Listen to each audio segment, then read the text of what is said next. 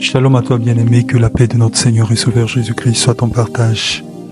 Dans le nom glorieux du Fils de Dieu, notre Seigneur et Sauveur Jésus-Christ, je te bénis de la bénédiction du Tout-Puissant et je suis reconnaissant à Dieu pour ce moment de partage que nous allons passer ensemble dans sa présence.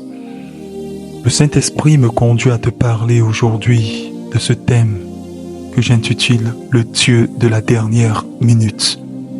Nous allons longuement parler de certains événements qui se sont déroulés dans les Saintes Écritures et dans la vie des croyants afin de te permettre de comprendre les situations qui t'arrivent et de pouvoir mieux les appréhender. Ainsi donc, je prendrai des personnages qui ont connu des événements assez rigoureux, assez difficiles ou pénibles, mais dans tous les cas, tu te rendras compte que le Dieu de la dernière minute, à la dernière minute, au moment où l'on s'y attendait le moins, a intervenu en leur faveur. Et à la fin, c'était la gloire, c'était la réjouissance. Et je prie que cette expérience que nous allons passer dans la méditation approfondie de la parole de l'Éternel te permette de voir Dieu comme un Dieu d'amour, un Dieu de paix, un Dieu qui veut du bien pour ses enfants que nous sommes. Et à la fin, nous tirerons une toute petite conclusion et je te dirai 5 choses majeures vis-à-vis de Dieu que tu dois adopter afin de jouir pleinement de son intervention dans la dernière minute ou dans les dernières minutes des situations de ta vie où tu es appelé à sortir victorieux. Au nom de Jésus-Christ de Nazareth. Amen et Amen. Premièrement, nous allons commencer par Abraham et Sarah. Genèse chapitre 18, le verset 11. Abraham et Sarah étaient vieux avancés en âge et Sarah ne pouvait plus espérer avoir des enfants. Elle rit en elle-même en disant « Maintenant que je suis vieille, aurai-je encore des désirs? Mon Seigneur aussi est vieux. » L'Éternel dit à Abraham « Pourquoi donc Sarah a-t-elle ri en disant « Est-ce que vraiment j'aurai un enfant, moi qui suis vieille? Y a-t-il rien qui soit étonnant de la part de l'Éternel? Au temps fixé, je reviendrai vers toi à cette même époque, et Sarah aura un fils. Amen. Et bien dans ce texte que nous venons de lire, tu vas donc te rendre compte qu'Abraham et Sarah étaient tous avancés en âge et cependant le principe de la stérilité relatif aux facteurs de l'homme les avait rattrapés. Mais Dieu, qui est le Dieu de la dernière minute, interviendra en leur faveur, leur fera une promesse. Et peu de temps après, dans le livre de Genèse chapitre 21 au verset 5, nous voyons l'accomplissement donc de cette promesse du Dieu de la dernière minute qui dit Abraham était âgé de 100 ans à la naissance d'Isaac, son fils. Et dans le livre d'Hébreux chapitre 11, le verset 11, il est dit « C'est par la foi que Sarah elle-même, malgré son âge avancé, fut rendue capable d'avoir une postérité, parce qu'elle crut à la fidélité de celui qui avait fait la promesse. » Par voie de conséquence, Abraham et Sarah ont été exaucés. Passons maintenant à l'histoire d'Isaac qui bénit Jacob au lait d'Ésaü. Et là encore, nous avons une histoire très intéressante. Genèse chapitre 27, à partir du verset 22, il est écrit « Jacob s'approcha d'Isaac son père, qui le toucha et dit « La voix est la voix de Jacob, mais les mains sont les mains d'Ésaü. » Il ne le reconnut pas, parce que ses mains étaient velues, comme les mains d'Ésaü, son frère, et il le bénit. Alors regarde l'attitude d'Ésaü, quand tu vas se rendre compte qu'à la dernière minute, il a été usurpé par son frère. La Bible déclare que lorsque Ésaü entendit les paroles de son père, il poussa de forts cris, pleins d'amertume, et il dit à son père, « Bénis-moi aussi mon père. » Isaac dit, « Ton frère est venu avec ruse, et il a enlevé ta bénédiction. » L'intervention du Dieu de la dernière minute n'a pas commencé aujourd'hui, et suite à la perte de la bénédiction d'Ésaü par son frère Jacob qui l'a usurpé, nous nous rendons compte que la main de l'Éternel était là-dedans. Pour comprendre cela, nous retournons dans le livre de la Genèse, au chapitre 25, à partir du verset 21, il est dit « Isaac implora l'Éternel pour sa femme, car elle était stérile, et l'Éternel l'exauça. Rebecca, sa femme, devint enceinte. Les enfants se heurtaient dans son sein, et elle dit « S'il en est ainsi, pourquoi suis-je enceinte ?» Elle alla consulter l'Éternel.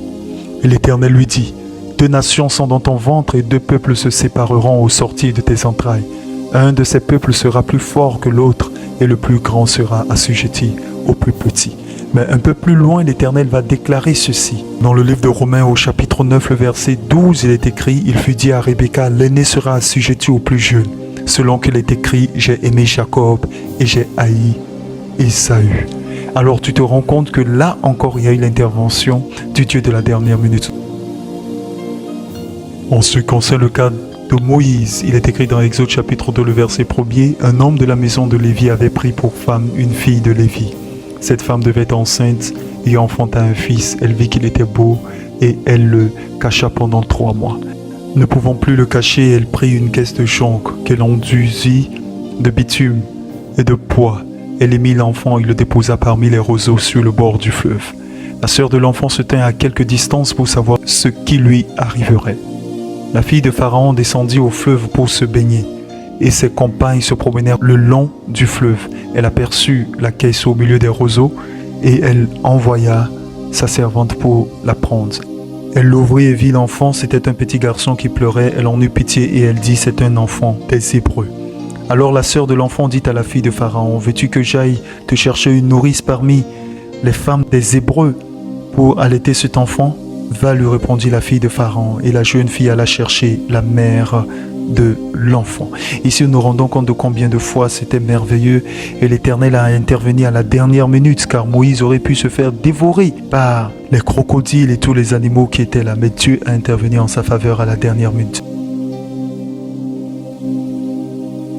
Lorsque nous prenons le cas de Joseph, dans Genèse chapitre 40, le verset 23, la Bible déclare ceci, le chef des échansons ne pensa plus à Joseph, il l'oublia. Au chapitre 41, la Bible déclare qu'au bout de 2 ans, Pharaon eut un songe. Voici, il se tenait près du fleuve. Alors, à partir de cet instant, Joseph sera l'interprète de ce songe, ce qui va le conduire donc à sa royauté. Nous prenons encore le cas dans les Saintes Écritures, nous parlons du prophète Élie.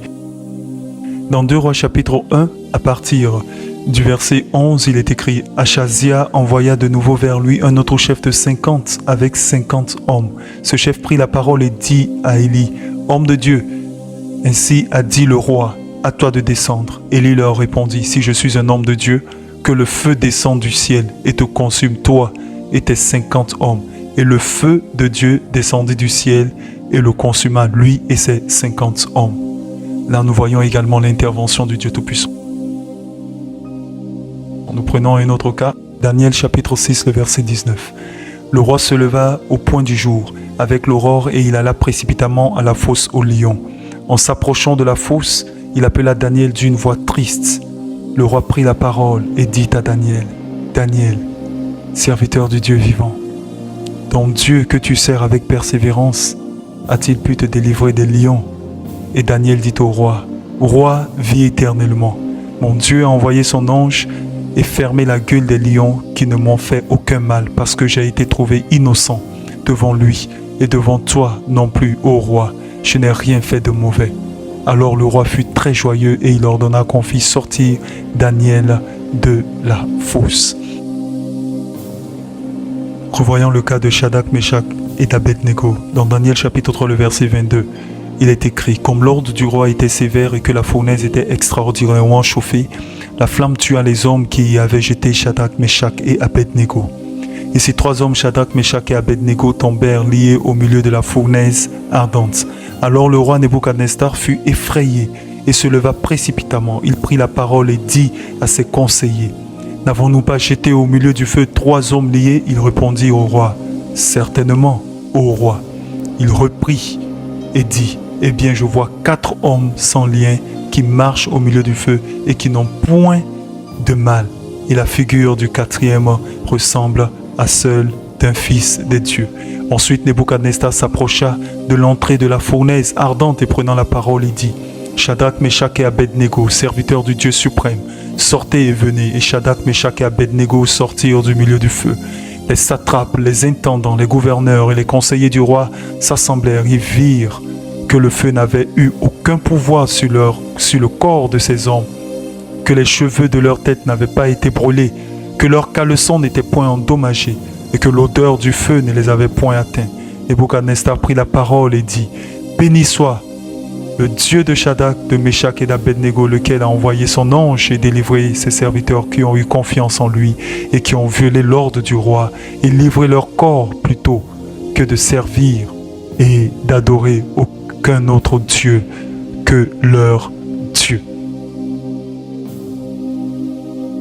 1 Samuel 17, 45, David dit aux Philistins, « Tu marches contre moi avec l'épée, la lance et le javelot, et moi je marche contre toi au nom de l'Éternel des armées, du Dieu de l'armée d'Israël que tu as insulté. » Aujourd'hui, l'Éternel te livrera entre mes mains, je t'abattrai et je te couperai la tête. Aujourd'hui, je donnerai les cadavres du camp des Philistins aux oiseaux du ciel et aux animaux de la terre, et toute la terre saura qu'Israël a un Dieu.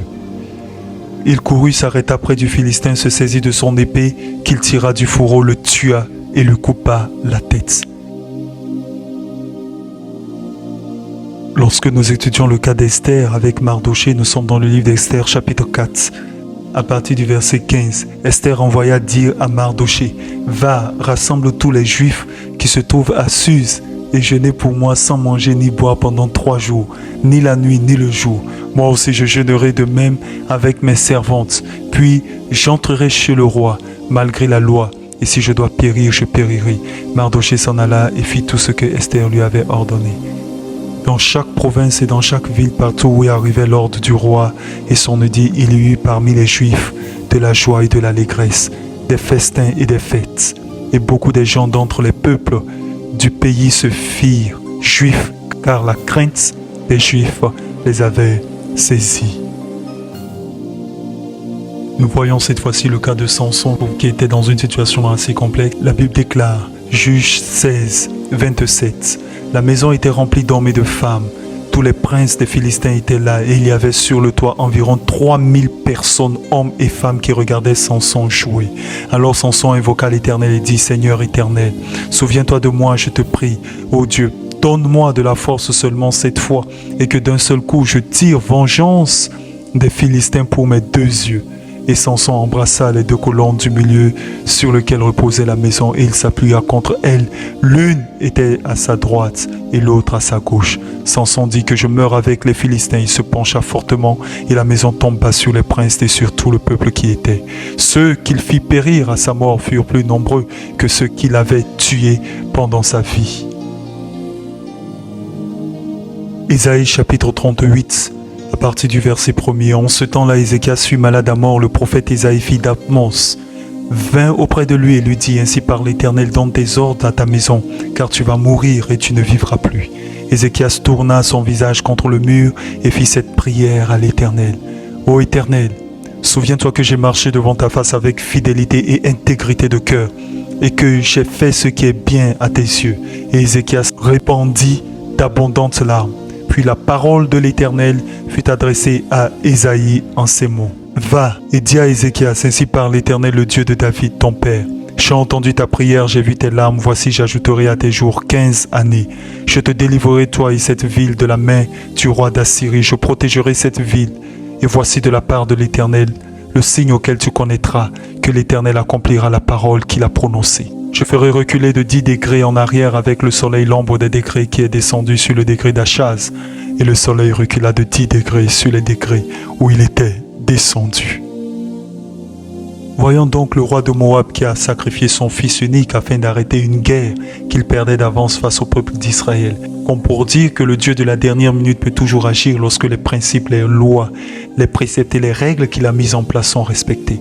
La Bible déclare dans 2 Rois chapitre 3 à partir du verset 26, le roi de Moab, voyant qu'il avait le dessous dans le combat, prit avec lui 700 hommes tirant l'épée pour se frayer un passage jusqu'au roi des Dômes. Mais ils ne purent pas. Il prit alors son fils premier-né qui devait régner à sa place et il l'offrit en holocauste sur la muraille. Et une grande indignation s'empara d'Israël qui s'éloigna du roi de Moab et retourna dans son pays. Cette action a systématiquement stoppé la guerre. 2 Rois chapitre 13 verset 20. Élisée mourut et on l'enterra. L'année suivante, des troupes de Moabites pénétrèrent dans le pays. Et comme on enterrait un homme, voici on aperçut une de ces troupes et l'on jeta l'homme dans le sépulcre d'Élisée. L'homme alla toucher les os d'Élisée et le reprit vie et se leva sur ses pieds.